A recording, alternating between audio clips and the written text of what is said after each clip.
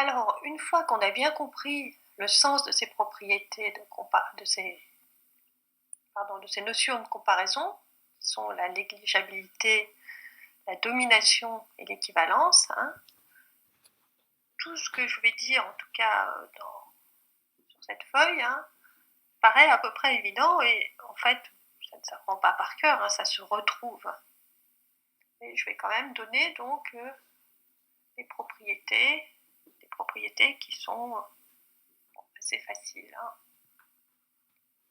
Donc, tout d'abord, je vais vous faire une petite remarque.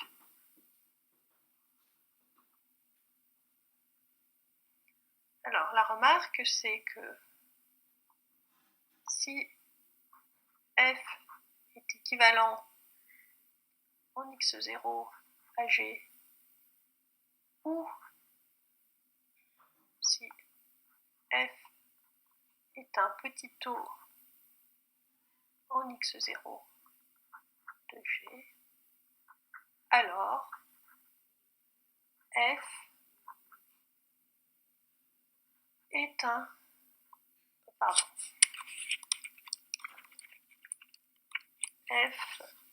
grand taux en x0 de g. Alors, ces deux remarques, il y en a deux en fait, il y a deux implications. Je les ai faites oralement précédemment.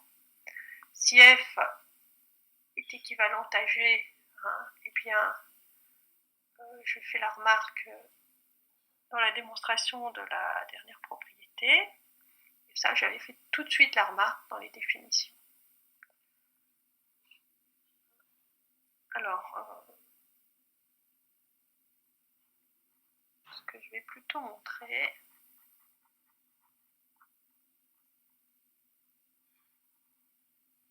c'est la propriété suivante. Alors, qu'est-ce qu'on va supposer? On va supposer que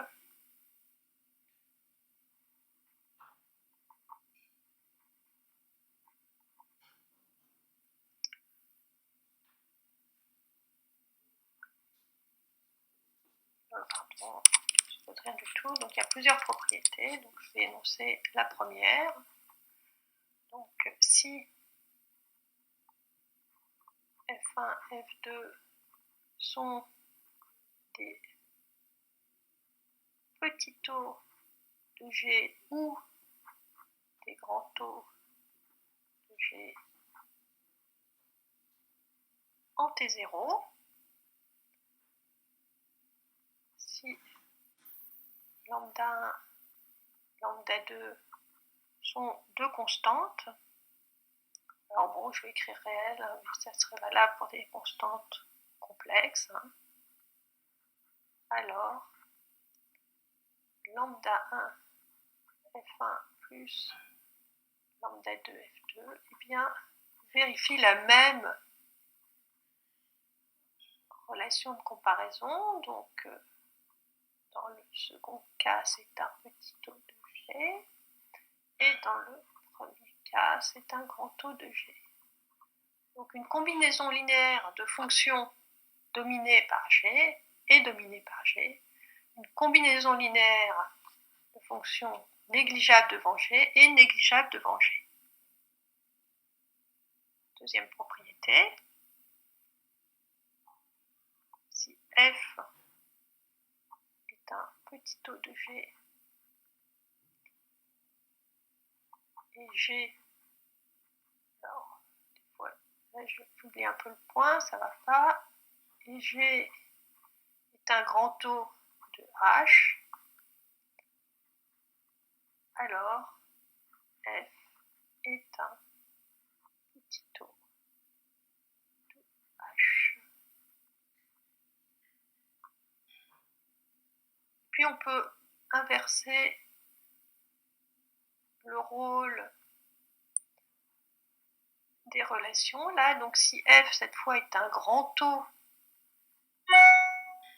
de G et G est un petit taux de H, alors f est un petit taux de H. Alors ensuite, si les deux sont des grands taux, si F est un grand taux de G et G est un grand taux de H, alors F, cette fois, est un grand taux de H. On va peut-être les numéroter. 1, 2, 3, 4. Ensuite,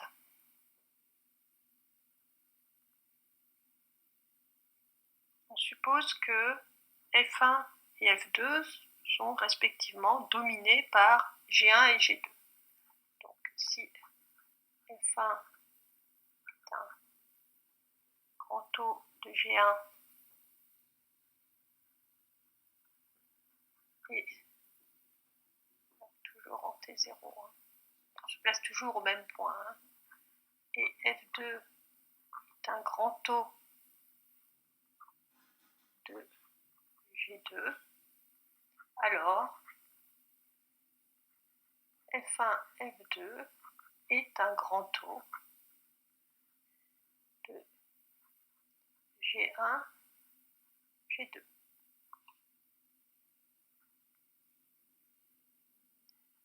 Ensuite, cette fois, si on suppose que l'une des relations de comparaison, hein, c'est toujours la domination, mais l'autre c'est la négligeabilité.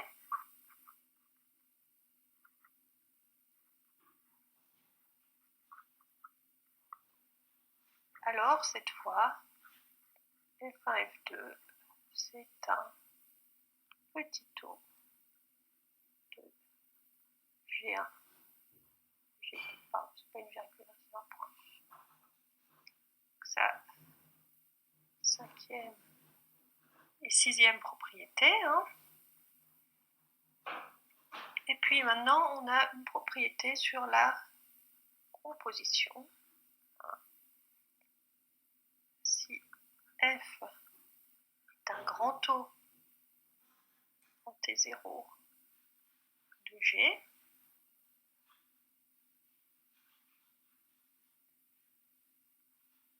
si la limite de phi en T1 c'est T0, alors F rond phi est égal à un petit taux en T1 de G rond phi.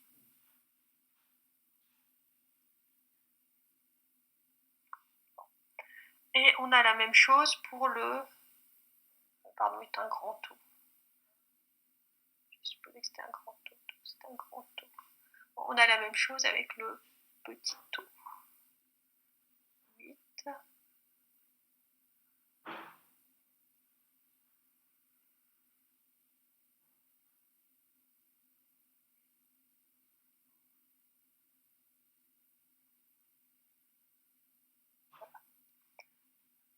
Ça c'est un 8, ce qui n'est pas si évident que ça. Bon, alors est-ce qu'il nous en reste une? Non. Donc voilà un certain nombre de propriétés qu'on ne va pas toutes démontrer, hein. Démonstration. Alors, je vous dis, hein, ce n'est pas des propriétés qu'on va tellement apprendre par cœur, hein. Simplement, elles existent et on les retrouvera quand on en aura besoin et on s'en rappellera, normalement. Elles sont extrêmement naturelles. Alors, on va commencer peut-être par montrer la première. Donc, je ne réécris pas l'hypothèse, hein. Vous avez l'énoncé. Donc, soit epsilon positif. Hein. Alors, il existe, j'écris que les fonctions sont, par exemple, je vais écrire la négligeabilité, hein. Il existe alpha i positif tel que on en est... Non, pas d'alpha i, excusez-moi, je parlais de voisinage. Donc il existe VI, voisinage de T0 tel que si X est dans VI, alors FI de X, on a dû l'appeler T, bon. FI de X est inférieur ou égal à epsilon G de X. Donc là j'écris, je suppose, j'écris la première propriété, la deuxième ligne, quand on a la relation de négligeabilité. Donc maintenant, on va introduire W, qui est VI, pardon, V1, inter, V2. Alors c'est l'intersection de deux voisinages, et donc c'est un voisinage aussi.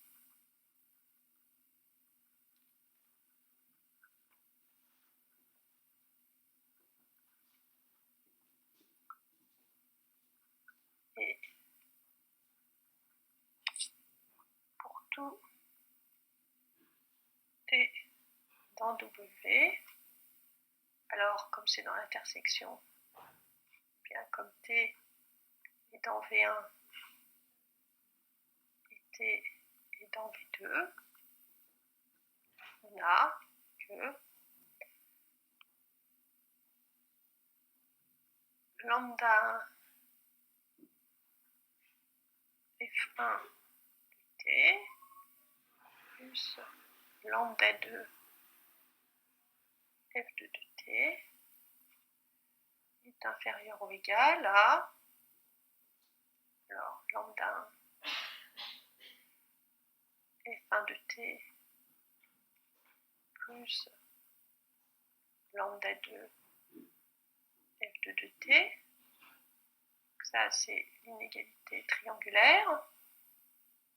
Et donc, c'est inférieur ou égal à... donc, F1 est inférieur à epsilon G de X et F2 aussi. Donc, à lambda 1 plus lambda 2 G de T en valeur absolue.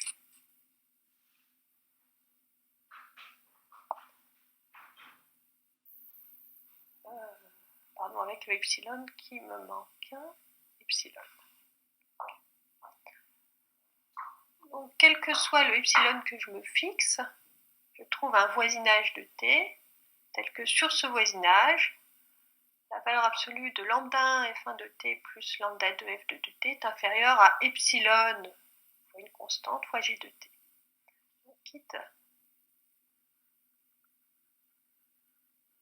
à avoir tout écrit pour epsilon prime égale epsilon sur module de lambda 1 plus lambda 2, on a montré que lambda 1 F1 plus lambda 2 F2 est un petit taux en T0 de J. Donc ça finit, je suis un peu trop montée, hein, ça finit la démonstration du 1. On va peut-être montrer le 2. 2. Pardon. Oui, c'est ça. Donc on suppose, je laisse l'énoncé là, hein, on suppose que F est un petit taux de G et G est un grand taux de H. Donc qu'est-ce qu'on a? Il existe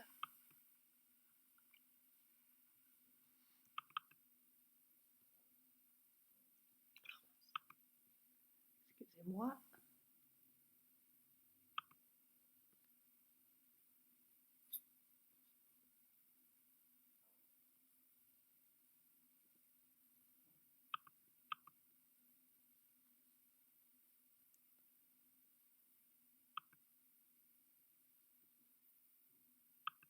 de voisinage V1, V2 de T0, tel que, bien tout d'abord on va écrire que F est un grand taux en T0 de G, donc si T appartient à V1, et alors j'ai oublié de dire, et M positif,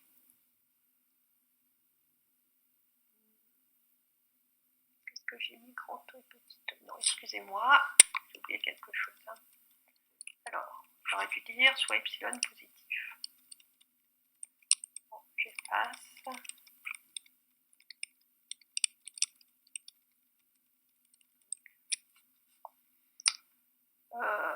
Soit epsilon positif.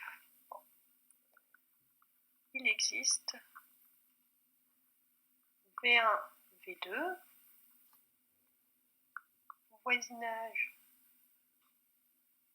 de T0, M positif, tel que, eh bien, tout d'abord, pour tout T dans le premier voisinage, alors là ce que j'écris, hein, c'est que F est un petit taux de G. Le module où la valeur absolue de F est inférieure à epsilon, le module où la valeur absolue de G de T. Et maintenant, je vais écrire que G est un grand taux de H. Et pour tout T dans V2, eh bien, G de T est inférieur ou égal à M H de T, en module ou valeur absolue. Bon. Alors maintenant, comme tout à l'heure, on va prendre l'intersection de V1 inter V2. W est un voisinage de T0 et si je prends T dans W, bien qu'ai-je, j'ai donc F de T qui est inférieur ou égal à epsilon G de T, puisque je suis en particulier dans V1, et comme je suis aussi dans V2, c'est inférieur à epsilon M H de T. Donc cette fois, quitte à écrire cela non plus pour epsilon, mais pour epsilon prime, qui est epsilon sur M, on a montré que grand F est un petit taux en T0 de H. Bon, la propriété 3, c'est à peu près, c'est pratiquement la même démonstration. La propriété 4, presque, hein, sauf qu'on écrit la domination au lieu de la négligibilité. Bon, on peut regarder le produit. 1, 3. Donc, qu'est-ce qu'on va supposer? On suppose que... Je crois que j'ai oublié une propriété. Ah non, elle est en dessous. Voilà. Donc, on va supposer que... Donc, c'est pas 3, hein, c'est 5. On va supposer que F1 est dominé par G1 et F2 est dominé par G2. Hein. Donc, il existe V1, V2, voisinage, je devrais l'écrire différemment, il existe VI pour I égale 1, 2, voisinage de T0 tel que si, j'ai encore oublié quelque chose, et mi positif tel que si T appartient à VI, alors FI de T en valeur absolue ou module est plus petit que NI fois GI de T, soit W intersection de V1 et V2. W est toujours un voisinage de T0 et si T appartient à W, eh bien on a que le module de F1 de T fois F2 de T, c'est inférieur à M1, M2, le module de G1 de T fois G2 de T. Ça nous dit que donc F1 G1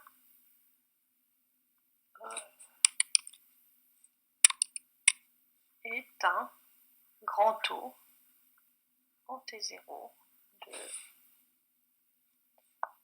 non, excusez-moi, je me suis trompée. C'était F1, F2. F1, F2 est un grand taux en T0 de G1, G2. Voilà. Donc je démontrerai dans le prochain film la dernière propriété sur la composée, la 7 ou la 8, qui sont à peu près équivalents.